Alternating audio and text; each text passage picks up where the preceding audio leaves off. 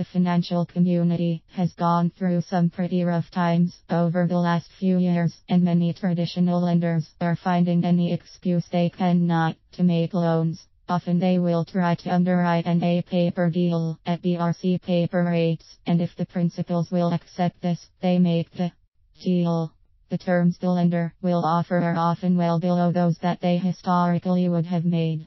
This means that the lender will offer, say, a 10% interest rate, where before they would have offered a 6% rate, and are offered to finance 70% of a purchase, where before they would have financed 90%. You've probably heard this on the news, where good solid buyers can't get bank loans for their businesses, or to buy houses or cars, or what have you. The financial markets are tight. However, people still need cash to buy houses, cars and items for their businesses, so they have turned to the private marketplace to satisfy their financial needs. Even during the best of times, 90% of all financing for the sale of small businesses has been seller carryback funding.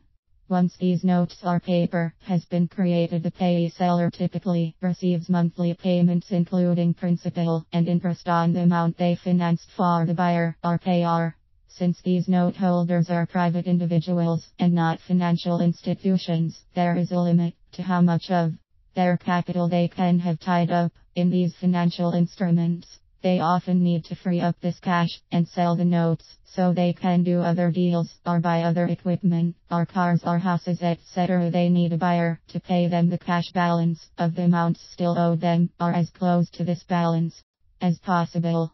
Typically, these buyers of this paper demand a higher yield on their investment than the institutional financial companies demand. As an example, if the prevailing FNMA mortgage rate on a first mortgage is 5%, fixed for 30 years, a private investor might demand and get 10% yield on their invested capital. Since once the note is created and the terms of the note, interest rate, term, etc. has been set, it can't be changed. The way the note investor gets his 10% yield on 5% paper is by discounting. This means that the note buyer will only pay, say, 0 for the remaining balance of 0. This is a difference of 0 or 20%. This difference is the discount.